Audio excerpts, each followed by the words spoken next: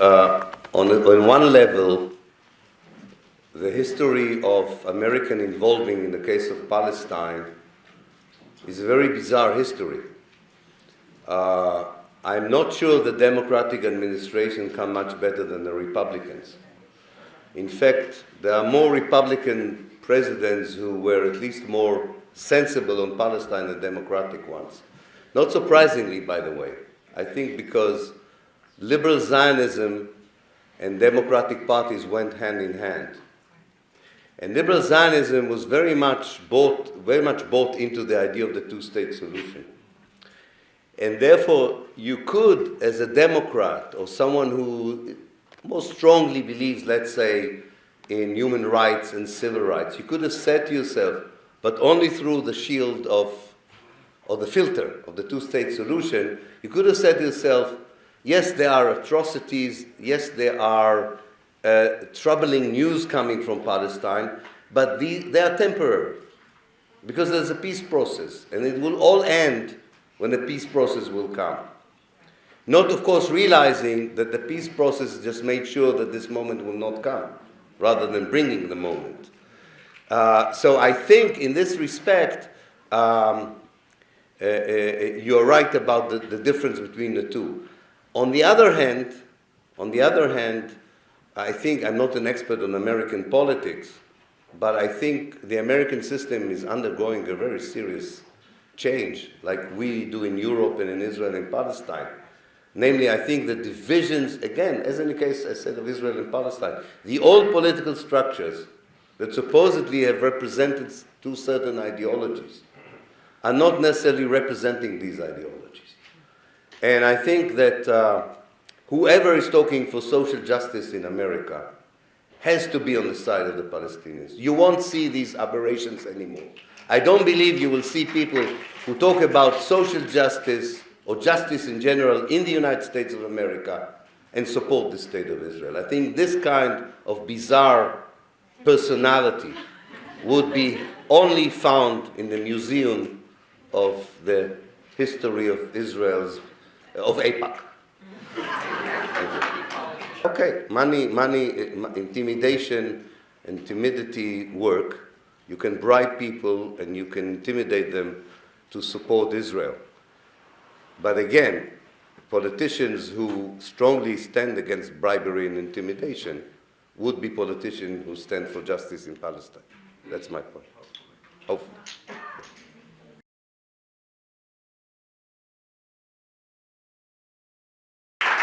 I think that you're bringing up two important points, and I will try to address them. I think the first point is, and I think that's where we missed that particular point because we used the paradigm of a national conflict and so on, and not settler-colonialism, is the point that we somehow did not succeed in convincing the common person in this country and in other countries that the basic Palestinian impulse always was and still is to live normal life. And the basic crime Israel commits against the Palestinians is it does not allow them to live normal life. And this quest for normality should be supported not just by a boycott campaign, by a sanctions campaign. This should not be tolerated. The second point that you're asking is about the chances of bringing that into the ground. And one of the most frustrating, of course, experience many of us have who have been involved in campaigns such as the BDS, that we know that something very important has changed in public opinion about Palestine. We know that there is a significant shift. Believe me, such a meeting was impossible in Colombia 10 years ago. So things are changing despite bribery and intimidation. And yet you come to Palestine, you talk to people, and they say, but where is the result on the ground? I can't see any effect of your successes in my life. And this is very heartbreaking, because you feel, on the one hand, you're talking the truth, but they're also talking the truth. The only thing we can hope for, it really is to hope for, is to hang on to the signs that show us that evil realities and not allowing people to live normal life is evil. That evil realities in history did not last forever.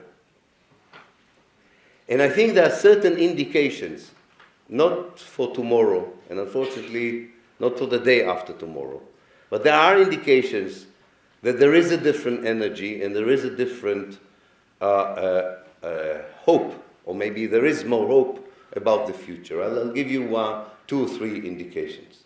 But they are only indications, which means they have to be enhanced by other processes of which we have no control, such as Palestinian unity, such as a more calm Arab world, and a less cynical international political system.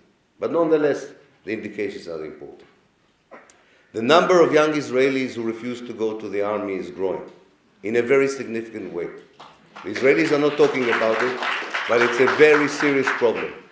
And most of them don't go to the army because they don't want to be part of that project that dehumanizes other people.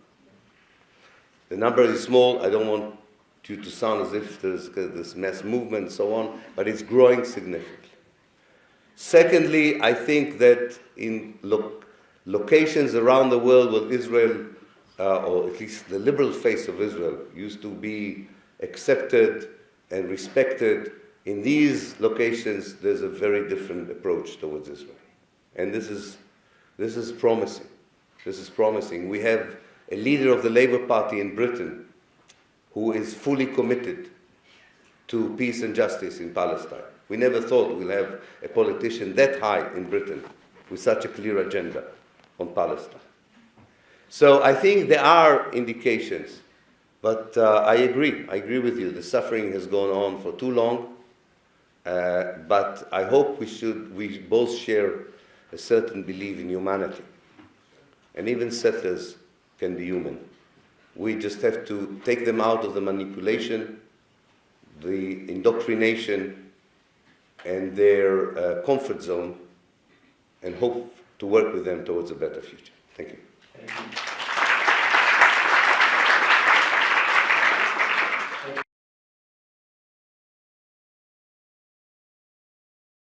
I think we are in a very good and a very dangerous moment in the history of the BDS movement, because it has become an effective tool, and it's spreading, and it is unstoppable, both in the academia, among churches, among trade unions. There is a strong backlash. And we are going to face a very strong backlash. We're going to face legislation against BDS. We're going to face universities' new draconian policies towards BDS. We have to be prepared for this because we have been successful. Otherwise, these policies will not be enacted. But we should be, first of all, aware that it means that we are probably doing the right thing.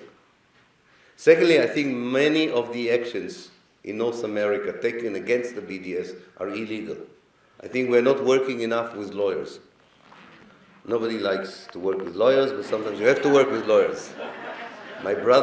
Even my brother is a lawyer. We need to work closely with lawyers and legislators. A lot of the actions taken against BDS, for instance, in France and Britain, and maybe in New York very soon, and other places, are not legal. Even in Canada, they're not legal. They are the combination of timidity and bribery. Nobody is willing to go against the BDS because there was a brilliant Israeli that sat with them and convinced them that this is against freedom of expression. The only reason people are willing to legislate or act against BDS is because either they were bribed or they were frightened. And we have to take this into account and struggle against this, but not give up.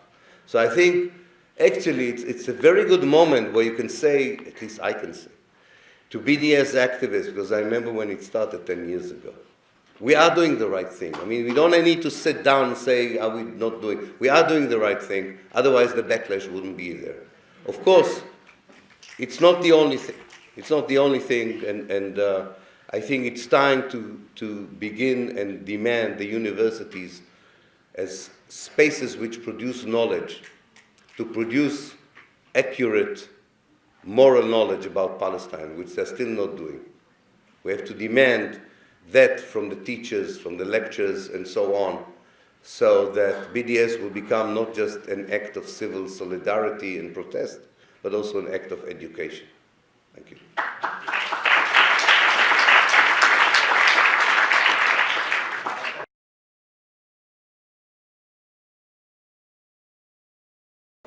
Yeah.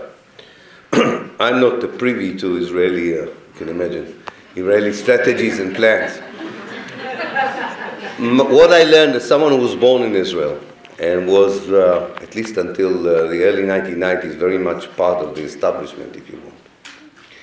I can tell you that the Israelis do work in a very interesting way. They have certain principles, strategic principles, that guide them when it comes to Palestine and the Palestinians, but they allow the people on the ground to implement these principles as they see fit, according to the reality. The principle which is relevant to what you're asking about is what I call the principle of the partitioning of the West Bank. Long before Oslo, I think almost a year into the occupation, the military occupation of the West Bank and the Gaza Strip in 1967, Israeli strategists defined the West Bank as consisting of two spaces. A space that would be Palestinian and a space that would be Jewish, with the hope that you could even produce a peace process that would look at this new partitioning after 47, as I said in the beginning of my talk, as something very logic, positive, and so on. Now, under the logic of the partition, you have to have direct Israeli controls where Jews colonize, and you can be satisfied with indirect control where Palestinians live. Of course, if Palestinians live in spaces you covet in the West Bank, such as the Jordan Valley, you go back to 48 and you enact ethnic cleansing operations. So Area B, for instance, what we're talking about, Area B, is an area which is mostly Palestinian. And therefore, as long as Israel, that's my sense, that unlike Area C, which is 50% of the West Bank, and Israel would annex Area C. There's very little doubt about this. Area B, I think Israel would continue to supervise it, if you want, indirectly, because they can enter militarily at any given moment. But who knows? Who knows? It depends on other circumstances. But I think what is important for us to understand, that not only for the right wing in Israel, to most of those who consist the political and strategic elite of the State of Israel in 2016, and this is something very important to understand, there is no more a conflict. They have solved the conflict. There is a Palestinian entity in Area A. There is Israeli control on Area C and indirect control on Area B. Gaza is within a ghetto. The Palestinians in Israel are under harsh discriminatory policy. This is life for Israelis. This is what you do. They don't understand why the world wants to push them to change it. They don't feel the urge to change it.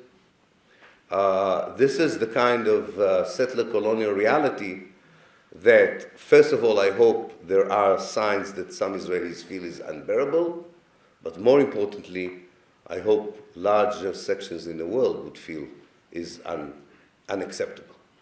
Thank you.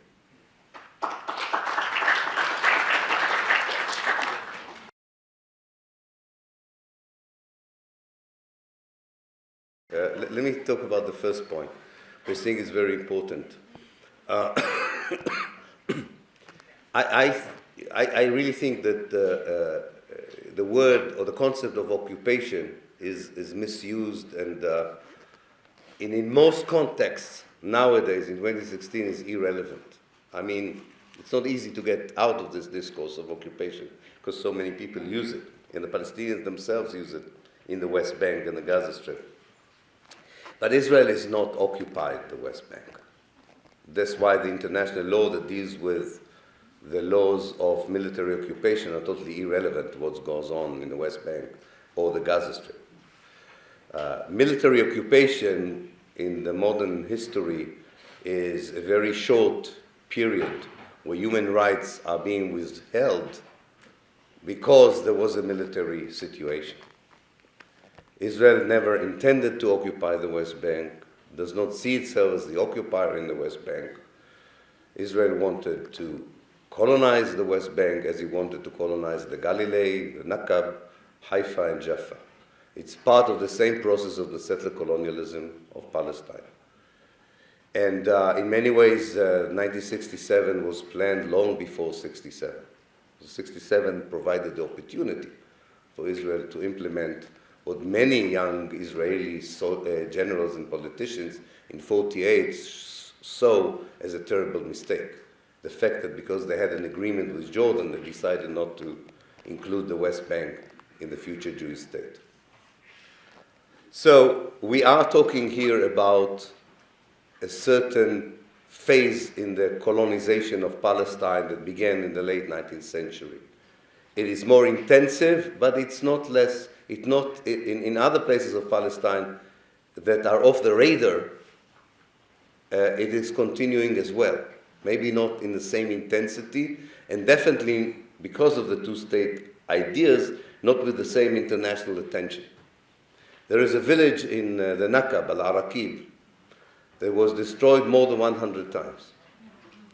We have all demonstrated a week ago against a decision of the Supreme Court to destroy a village in the Nakab, which the Supreme Court ordered these people to move to that village, originally from a previous village. But now, for reasons of real estate greed, they want them to move again. And they want to destroy them. So people in the Galilee, people in the Nakab are also victims of the same policies of colonization that people experience in the south of Hebron, or Halil, or in the Jordan Valley. Israel uses a matrix of power with different kinds of legal system to control the Palestinians. But the strategy is the same, the means vary from one case to the other. And the Israeli army is not an army, it's a police force. And the West Bank is not a battlefield. It's the greatest prison upon earth. And the Israeli army are the wardens. And sometimes it's an open prison when the Palestinians, quote unquote, behave well, and sometimes it's a maximum security prison when the Palestinians, quote unquote, misbehave. Now to your marital problems.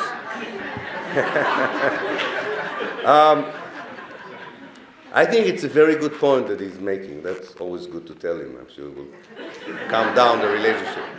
Tell him that he has a valid point. And I only realized that point very recently when, as you know, I've been suggesting the one-state solution for years now. And suddenly, in recent years, my liberal Zionist friends in Israel say to me, you know what, you're right. We support the one-state solution. I said, wait a minute, what's happening here? I mean, can a liberal Zionist become Ilan Pappe within 5 minutes? Something is not working here. I thought, how come the discourse has changed? And you can see one article, especially in Haaretz, which is the main venue for liberal Zionists to talk with each other, and only with each other. I counted 5 articles in Haaretz in the last month supporting one-state solution by people who told me I was insane at best, and I won't tell you what they said about me at worst. And then I realized, they think that one-state solution means that tomorrow you declare that everybody is equal, and Bob's your uncle. And that's it. There is no decolonization. There is no dismantling of the settler-colonialist project. Everything is the same, but there's a declaration that everybody is equal. So my friend Jiris from Bethlehem can vote for the Israeli elections. I can vote for the Israeli elections. and the conflict is over. But this is not liberation. This is not ending the conflict. Every dismantling of a settler-colonialist project requires this redistribution of resources, especially those resources that were robbed by the settlers from the natives. And there will be no genuine reconciliation until the settler community is giving up at least some of its privileges, some of its power, some of its assets, so at least to create an equal reality that was there when they first arrived. It's a painful process, and would cause, by the way, it caused quite a few Israeli Jews who have European passports to leave, which is okay. It's also part of the decolonization. What can you do? It happened in South Africa. In Northern Ireland, there is redistribution. Northern Ireland, there is a redistribution of resources. You have to do this. You have to inject social justice into the dismantling of the political apartheid. Otherwise, you have South Africa today. And I think this is something we will have to work on. So it's absolutely right that one has to be careful from a discourse of one state that does not entail a fundamental change in the settler-colonialist reality. Thank you.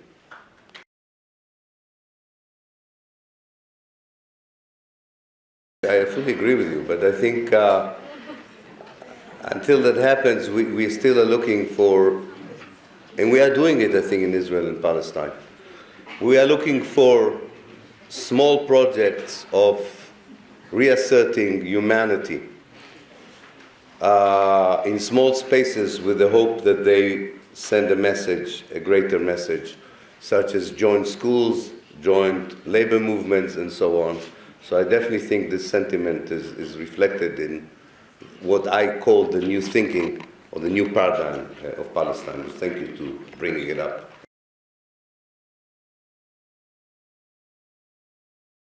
Okay, thank you.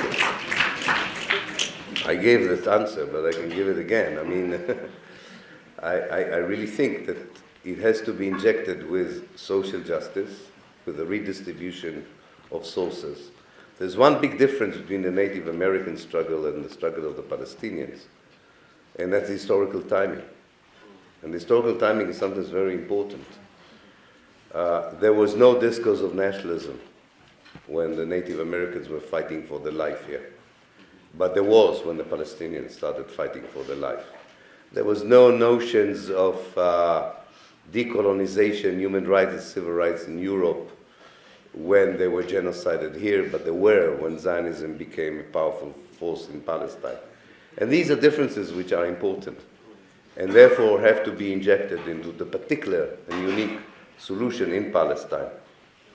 But this is definitely the most important challenge, the challenge of making sure that the new regime, if you want, or the new paradigm on which you're working is more just, but also workable.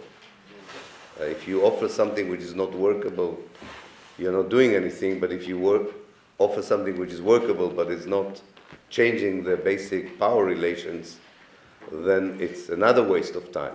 And in fact, it's worse. It's depressing. But I think that I was trying tonight to say this. Palestinians have to realize that they are in a post-national period. Zionists have to realize that they belong to an ideological movement which is unacceptable. And if we can get these two realizations to work for a future solution, much of what you fear, I think, can be handled quite cleverly. We wasted so much time that we have no idea what would happen if we've invested the same 45 years in answering questions like yours. We would have been in a much better place, that's for sure. Thank you.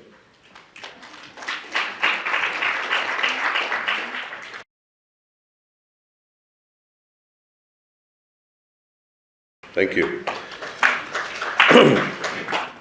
We are talking about American policy is a whole lecture. Let me just point very briefly to maybe 3 brief points in this respect. One is that as an historian, I'm aware of different periods in American attitude towards Palestine, and that gives me hope. And I don't think we should take a determinist view about American policy.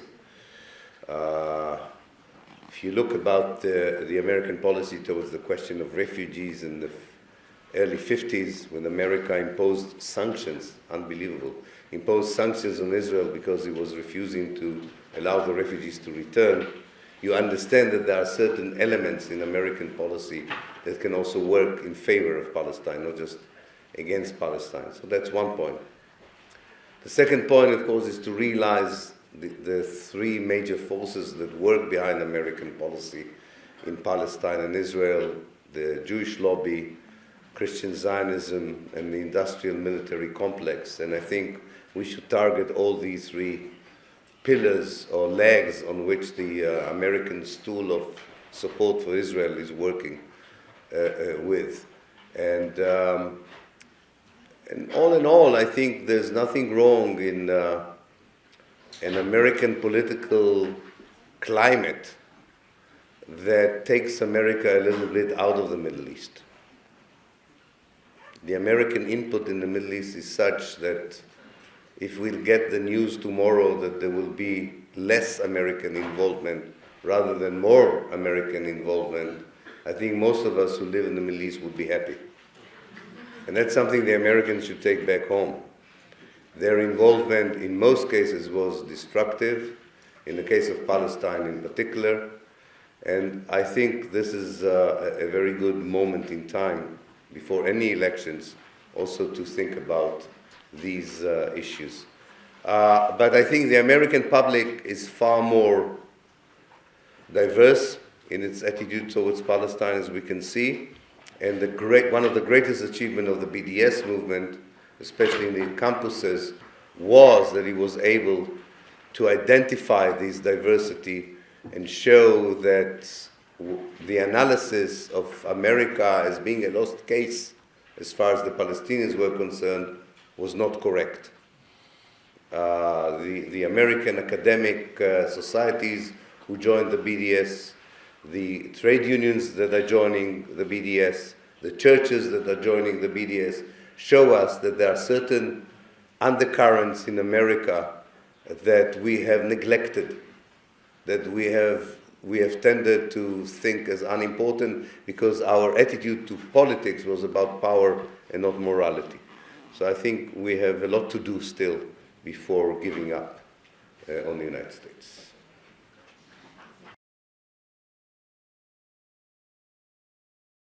Okay. Thank you for encouraging us. There's nothing you can do, as I tried to say repeatedly this evening. If you think that you have the power to erode the materialist pillar on which Israel is standing, you are wasting your time and energy. People would produce arms and sell arms. People will do businesses with multinational corporations and so on. However, we know from the Israelis themselves, this is not a way many of them want to live. They don't care how much the military industry here loves them. If they come and cannot perform in New York because they are regarded a rogue state, this is as painful as the loss of a contract on arms production. So we have to target military complexes anyway. They are a very bad idea, especially in this country. So it's part of a more general struggle for social justice. And therefore, we should also be aware that we are struggling under the assumption that not everyone in the world is blind to moral considerations. If they are, what can we do? But I don't believe in it, and I don't think we should believe. As for the Christian Zionists, I think we're not working enough also with Israelis on this. Because after all, you have described only part of what they want. When Israel would have all the territories and the Messiah will come, the Jews would either convert to Christianity or be barbecued in hell. So we have to tell Israel that although they're thinking that they are inviting the Christian Zionists to a dinner, they are actually the meal.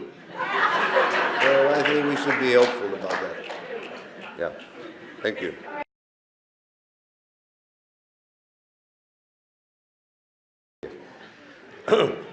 Well, the problem with some of the more universal paradigms of workers' revolution have the same problem that Karl Marx had when you read him and think of what did he thought about colonialism.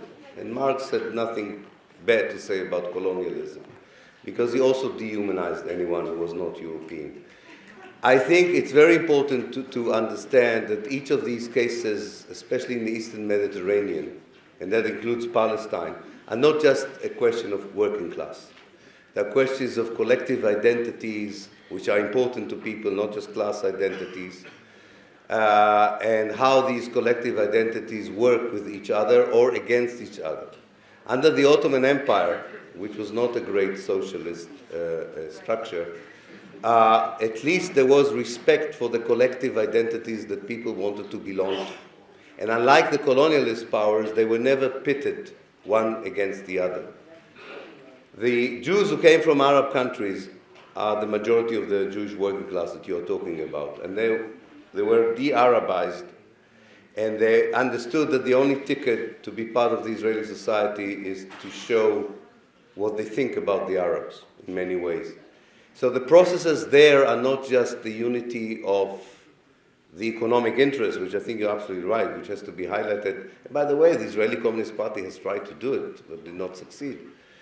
I think what you need is more than that. You have to understand that this whole Eastern Mediterranean area is a kind of a carpet of identities that respect each other, can respect also the individual identity, can be socially and economically just.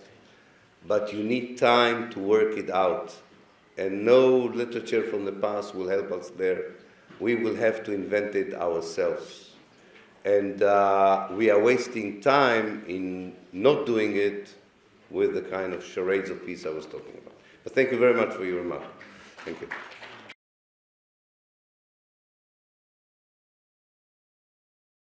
Well, it's very interesting. My colleague Azmi Bishara wrote an article many years ago in which he said that the Palestinians in Israel are different from Palestinians in other parts of the world, probably because of the experience they had, in one particularly important aspect. They were the first to accept the Jewish settler as an ethnic group which is part of the reality in Palestine, which doesn't mean that they accept the way that this group controls them, rules them, and interacts with them. But he said, you know, if that's what they need, these settlers, I accept them. So I think this, what you're talking about, has already happened. What hasn't happened is the Israelis realizing that they are settlers. I'll tell you about how things have changed in the Palestinian side. It's very interesting. In the 1970s, there was a very interesting correspondence between us, those of us who were more anti-Zionists in Israel, and the Palestinian left, especially with Rassan Kanafani and his friends in Beirut. We claimed that Zionism, or they claim, I mean, I was too young then, they claimed that Zionism was a settler-colonialist movement, not a colonialist movement, trying to convince the Palestinian left, at least, not to base the strategy of the Palestinian struggle on the idea that the Jews have somewhere to go to, as a typical colonialist project, but rather that they are, for good or for worse, are going to stay in Palestine. And they are settler colonialists. and that the Palestinians have an agency to tell these settlers how do they see them in the future. And Palestinians have never didn't take it on. They didn't take it on. They either talked about the Jews as being a crusader state that would disappear, this returns now in the Hamas discourse sometimes, or they fell into this two-state solution, which says it doesn't matter whether they're here or not, because we are so happy with 10% of Palestine divided to 55 Bantustans, provided it has a flag of our own. But I think we are back to the real discussion now. So the Jews are recognized. Believe me, the Jews of Israel are recognized as settlers in the sense that I'm talking about, as settlers who are not going back. It is the Palestinians who are not recognized by Israel as human beings. It is the Palestinians who are not recognized as natives and locals. And it is Palestine that is not recognized as Palestine. So the mileage that has to be covered is the Israeli mileage, not the Palestinian mileage. I think it would be very helpful if we had a united Palestinian position, an authentic Palestinian representation, and a clear Palestinian clarification how they see the future. I don't want to talk about the one-state solution. I want my Palestinian friends to talk about the one-state solution. I want the Palestinian PLO to be based on the ANC model, not the FLN model. And I'm waiting for that guidance, but it cannot come yet. The reality on the ground is such, it cannot come yet. But it will come. I'm sure it will come. And it will come in a genuine dialogue of the next generation. And the next generation, I think, will not be captive to old slogans that are irrelevant or general ideologies which are not relevant in every aspect to the unique reality in which people live. So we have to be patient and at the same time work very urgently because, as I said, the logic of elimination is continue to propel the Israeli actions on the ground. So we have to be aware that while we discuss future visions, the machine of destruction continues to work on a daily basis. Thank you.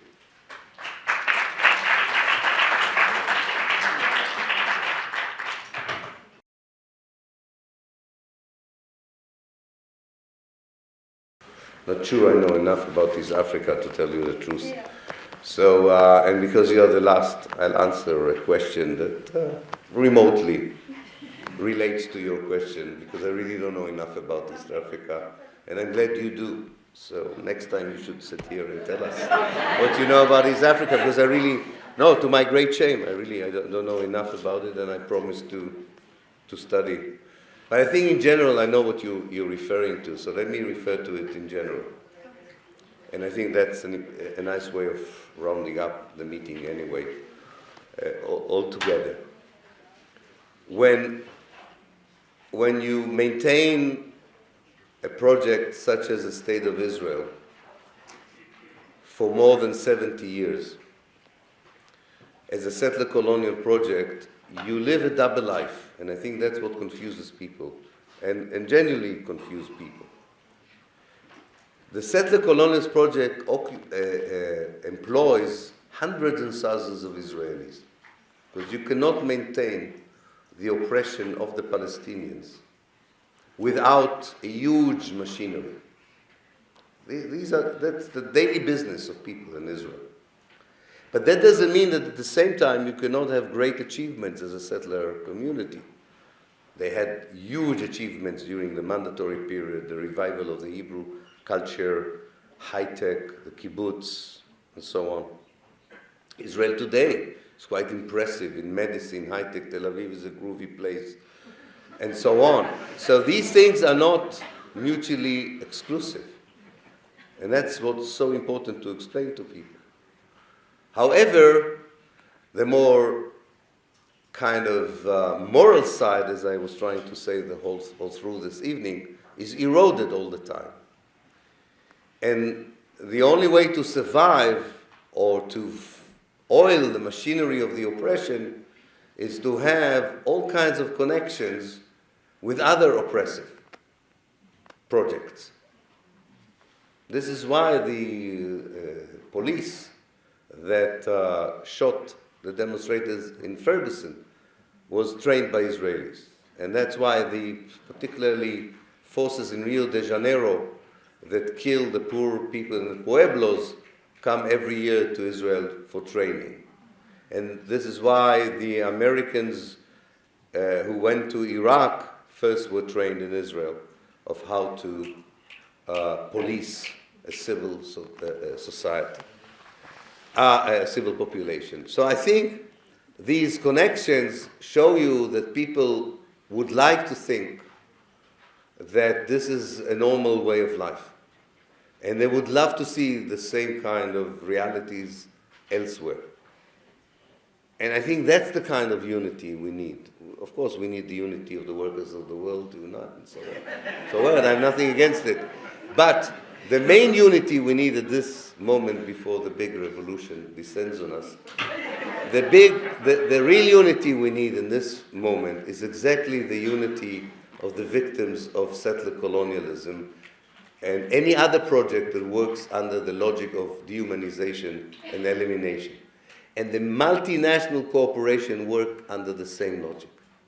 You close a factory in Connecticut because you don't have to blink if you decide that there is another factory where you can make another million above the 5 billions you did last year.